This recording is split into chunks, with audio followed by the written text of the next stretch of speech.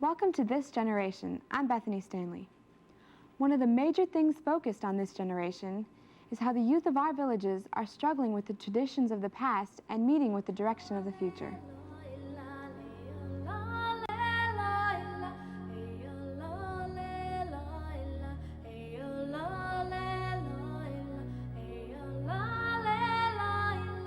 History teaches us that as times pass, every generation faces these issues.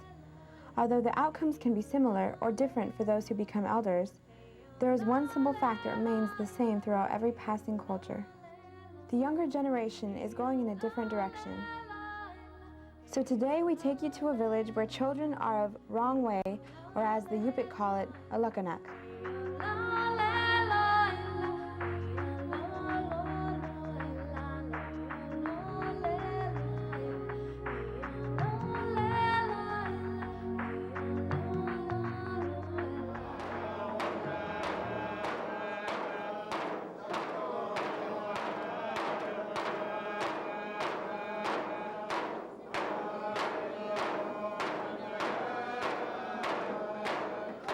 Alakanak, a Yupik word for wrong way, aptly applies to this village on this maze of watercourses.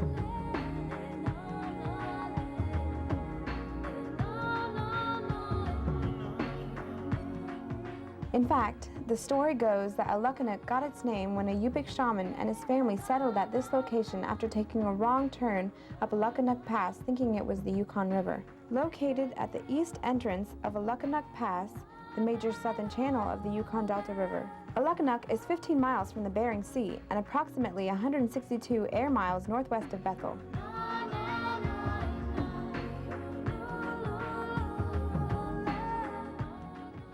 Averaging 60 inches of snowfall and 19 inches of total precipitation per year, with temperatures ranging from 79 in the summer to minus 25 in the winter.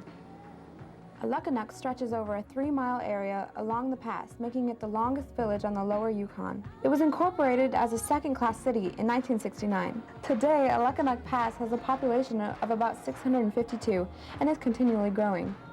Alakanuk experiences a seasonal economy, with most occurring during summer. 76 residents hold commercial fishing permits. Many have gill net permits and others are set net fishermen. Because commercial fishing has provided poor returns the last few years, subsistent food sources have become a large importance to this expanding city. But as we find in most communities in rural Alaska, Alakanuk lacks constructive outlets, and with the influences of a faster Western culture, the youth have become discouraged with their place in the future ahead. Because when you're growing up and you're at that age, your friends are who you identify with, and you really don't have a place to meet because it makes who you are. And they don't have a place. The kids here I see hang out like at the laundromat, and that's not a place for kids to hang out. And then they hang out outside or at the school, and they need a place of their own, yes. I think a lot of the reason for drug abuse out here could be boredom. And, I see kids on the weekends riding around, or they ride around their snow machines, they play basketball outside. So sometimes we have, Cindy Reeves works here at the school. She has open gym where she has the kids come on the weekends and play basketball. And it's really good for them. But if they had a center, a place where they could meet, where it'd be a sober place, then I think that'd be good for them. I see a lot getting to drinking, vandalizing buildings, breaking into buildings, staying out. I see the kids staying out late. It's a big problem. Mostly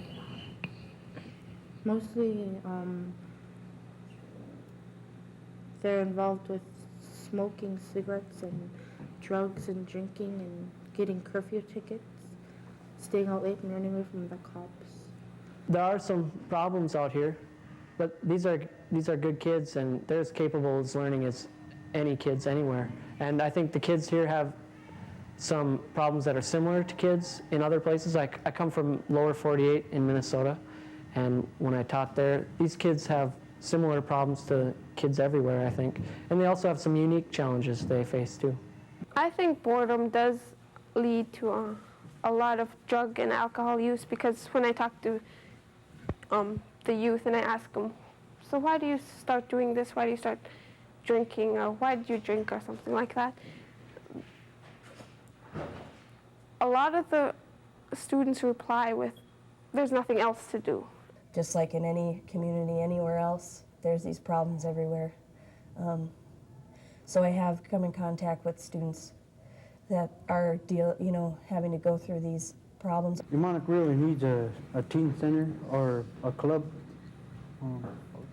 or some kind of program. Like right now we're just getting into the Boys and Girls Club of America. And, It's to give them another option instead of getting into trouble.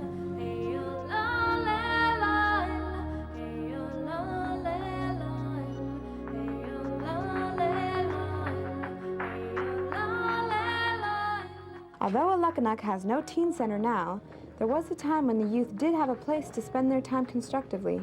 Back then I was on the Snowflake Committee. We had our old teen center, which is the purple building, just in the middle of town. I was a committee member, and I used to always get phone calls saying, hey, when are you going to open the teen center? We want to go hang out down there.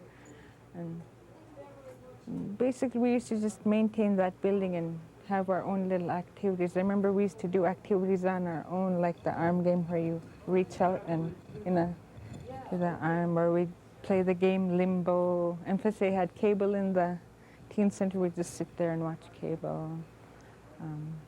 We used to have dances in there.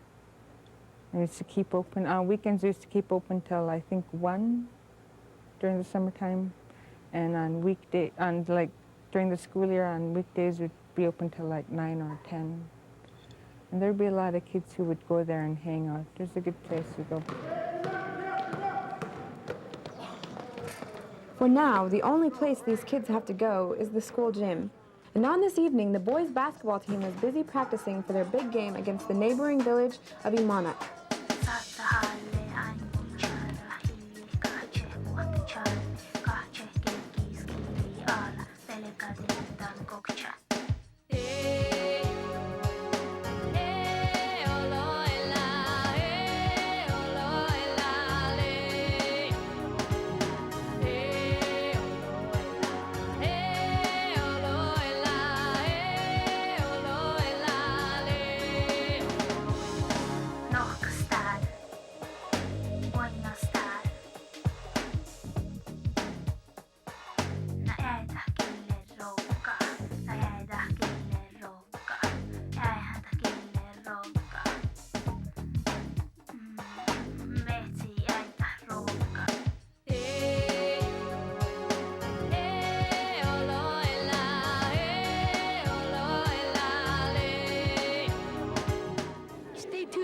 Generation.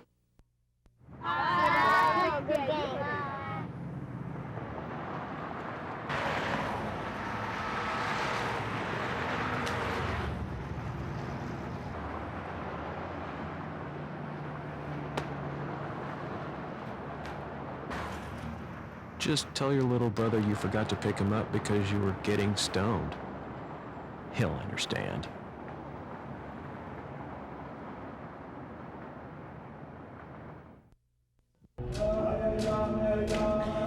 Each week, Heartbeat Alaska brings you great stories from all over the state. And we couldn't do it without the generous support of Frontier Flying Service. Frontier gets our camera crews where they need to go. So whenever you see a Frontier plane, give them a wave. Say hi from Knoxhead. You might just be on Heartbeat Alaska. Frontier Flying Service, covering Alaska for over 50 years.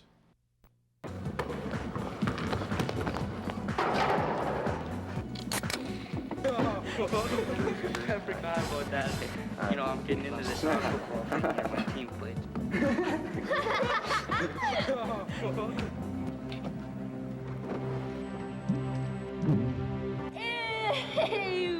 Uh-oh. Smokeless tobacco can be life-threatening, one way or another. I'm gonna get you! You sure to watch Heartbeat Alaska's annual Christmas show, December 19th at 7:30 p.m. on ARCS and Christmas Day at 3 o'clock p.m. on KYES Channel 5. You might see somebody you know wishing you a Merry Christmas, or you might just see yourself. What better way to spend your evening than watching Heartbeat Alaska's annual Christmas show on ARCS December 19th at 7:30 p.m. and on KYES Christmas Day at 3 o'clock.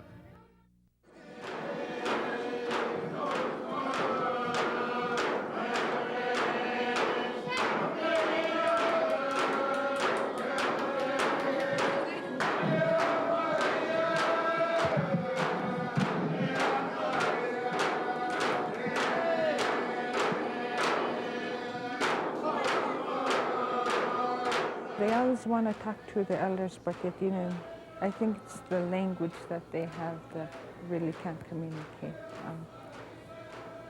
I know the elders, they're willing to teach the kids, but I think it's a time of, or the kids is a time of wanting to learn. They need to somehow get motivated to like take back our heritage, our culture. How you say, Red? Go ahead. These kids, many of them, most of them don't speak Yupik. Their grandparents, most of them speak Yupik. I mean, and then in between there's their parents, halfway in between. I mean, there's a whole transitional thing going on here. There's an interesting dynamic happening between the city, rural Alaska, Yupik culture. So these kids have some more challenges than other kids. But you know, everywhere you are, wherever you are, I mean, being a kid is challenging. I mean, you're going through that whole growing stage. The elders, they do want to take part in our children. They just want so much more put into our children. We have an ongoing project, an elders project that we've been working on. The students 2 years ago went out and collected footage from all the elders in the village, and we went to a neighboring village. So we have over 30 hours of footage of elder interviews. And so we're trying to deal with that massive amount of footage with the kids. And so they're taking these elders, some of these interviews that they went on, some of them, and they're editing them down into a more manageable viewing program for the community at large. This doesn't want to play. Look. It's that one's stuck, I don't know. The kids love the elder interview. They feel real connected to it. It gives them a purpose. They know that the projects they're working on are going to be watched by people, and they know that they're preserving something that people will watch over a period of time. So actually they're capturing history, as well as finding out about the past from the elders. You know, we're becoming increasingly more of a visual culture rather than a print culture, and I think they just respond to seeing the elders on the screen and being able to pinpoint what's important and capturing it. They're getting the message the elders have to give them over and over again as they edit, and they're also preserving a piece of history for their relatives and you know, the people that are going to come up after them and other people in the community to see. You know, there's actually going to be, even, you know, since we started this project, several elders have died, and we have, you know, some of the last things they had to say to people on camera.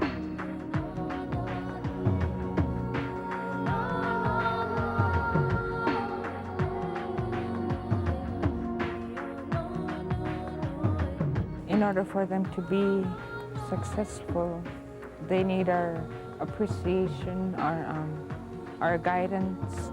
Because you know how a teenager or a youth is, they look up to somebody who's older than them, but then they're able to talk to their peers, but they always look up to somebody who's older than them. And I know they're always watching what we do. I just want to see them just be leaders of our community.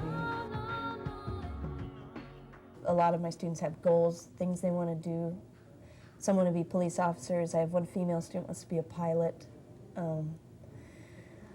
Another student wants to be a teacher. Another student wants to be a health aide. I've heard it said, school's the best show in town. I've heard that. I don't know what that means, but yeah, school's the center for the social. I mean, let's face it, schools have changed life out here. With the technology, I mean, that's a big thing. And teach them how to type and teach them how to express themselves in different kind of writing formats. And, you know, any kind of training that I do or other teachers do, or you're teaching them to verbally communicate and to apply what they're doing. You know, was the measurement for the native knowledge, the knowledge that's been handed down from their parents and their parents' parents, and just their way, their outlook on the world.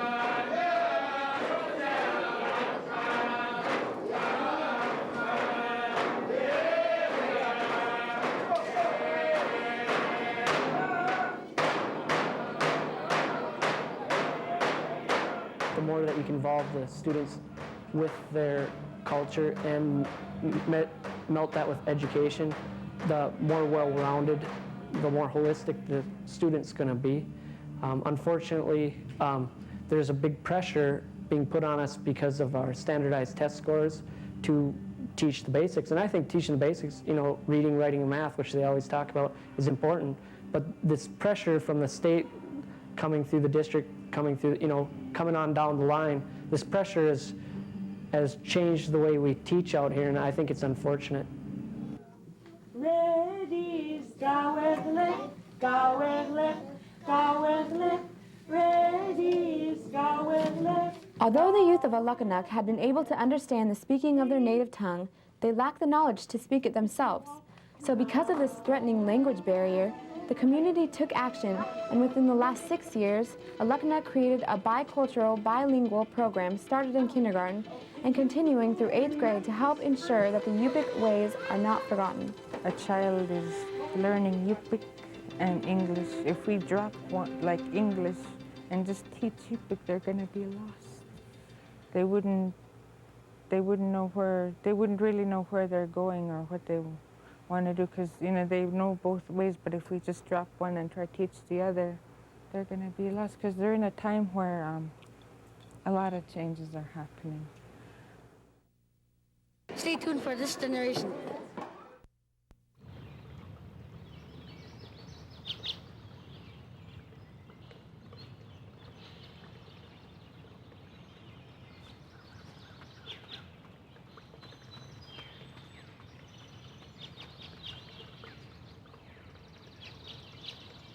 Just tell her parents you weren't watching her because you were getting stoned.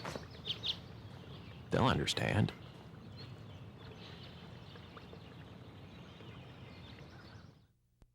Be sure to watch Heartbeat Alaska's annual Christmas show, December 19th at 7:30 p.m. on ARCS and Christmas Day at 3 o'clock p.m. on KYES Channel 5. You might see somebody you know wishing you a Merry Christmas, or you might just see yourself. What better way to spend your evening than watching Heartbeat Alaska's annual Christmas show on ARCS December 19th at 7:30 p.m. and on KYES Christmas Day at 3 o'clock. To purchase a VHS copy of this program, have your credit card number ready and call area code 907-563-7440 or mail $20 check or money order to Jeannie Green Productions, 6216 Old Seward Highway, Anchorage, Alaska 99518. Ask for the program number listed below.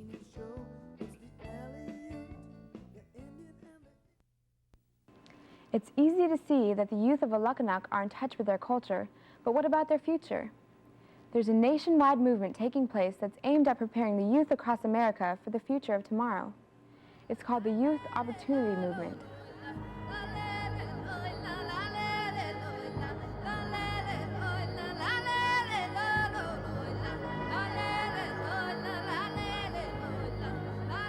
The state of Alaska has received $8 million in funding to be divided amongst 45 different villages across the state. These villages have the highest poverty levels and lowest employment rates statewide. Through this program, kids are learning the skills necessary to survive in the workforce of the 21st century.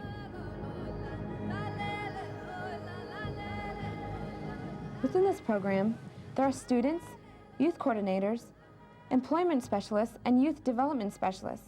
Everything it takes to help prepare these kids for the future. Assist our youth development specialists because they are the front line, because they have to deal with the youth one by one every day with problems from big to small. It doesn't matter what it is. They deal with the feelings, the the brain work.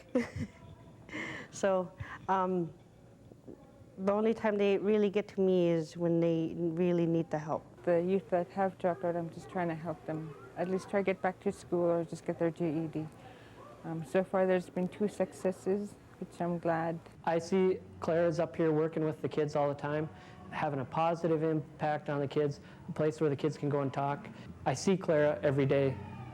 That tells me it's working, and the kids are talking to her. She's helping them connect with after high school job opportunities, scholarships. That stuff's great. That's what we need.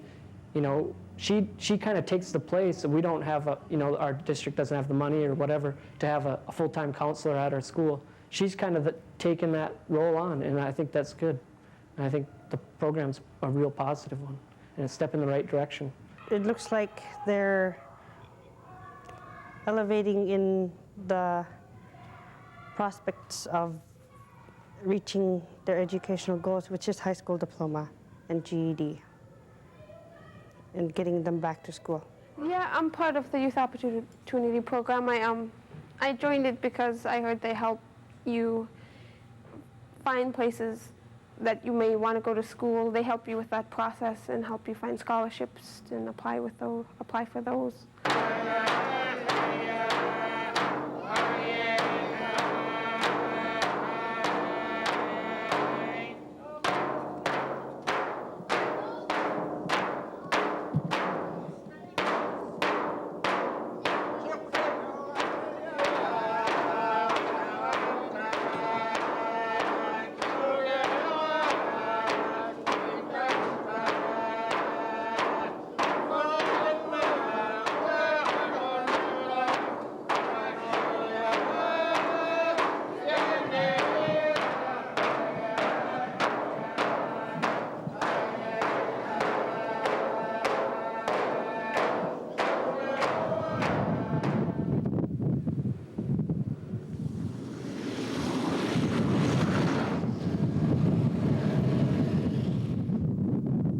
Part of the grant money given to each village will go towards a youth center so that these kids will have a place to call their own.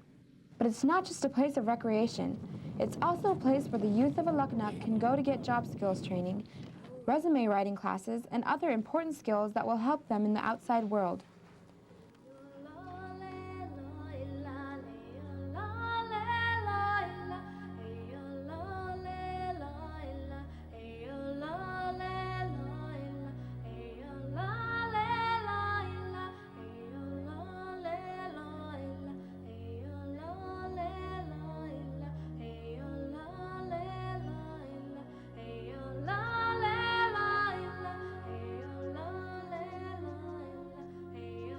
During the summer, these youth also receive valuable work experience, performing community work and city jobs. And for many of these kids, it's the first time they're getting paid to work. Well, there's a lot of youth enrolled to the program.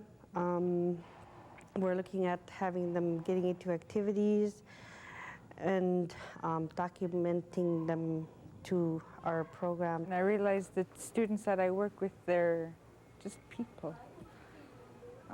People who are trying to at least start a life, or they're in the age of just becoming an adult.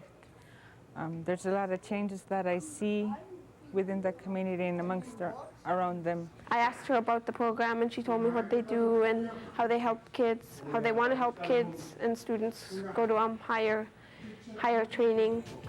And I thought that would be good for me.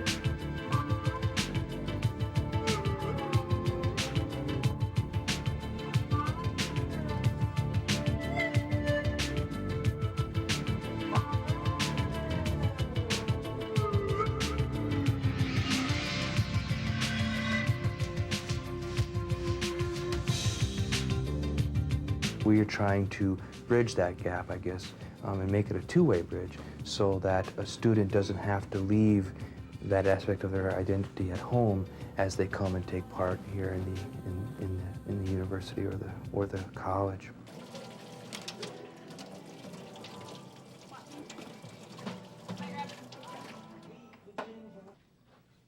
Aleta Alstrom is one of the success stories to come out of Alakanuk. After finishing high school, Aleta left her village to pursue a higher education with a little help from the Youth Opportunity Program. Aleta is attending Alaska Pacific University in Anchorage with plans of becoming a photojournalist. Through the Youth Enrichment Program, a youth opportunity partner, Aleta is taking the first steps to making her dreams come true.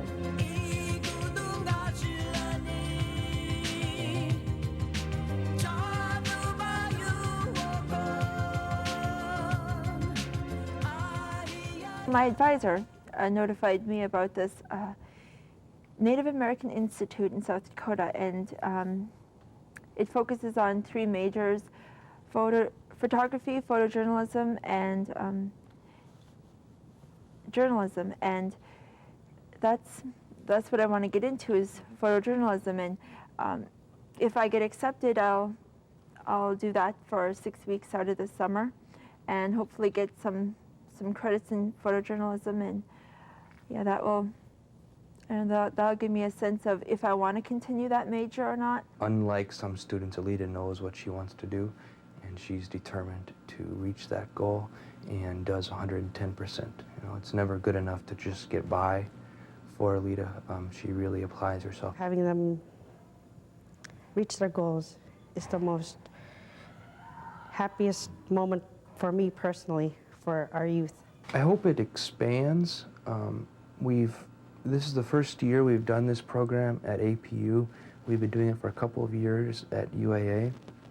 And APU is a really good place because it's a small and close-knit community for somebody that's coming from a small and close-knit place. I'd like to see in the future many more students coming into the program from these rural communities. The program's great. I mean, I don't know what I'd do without it.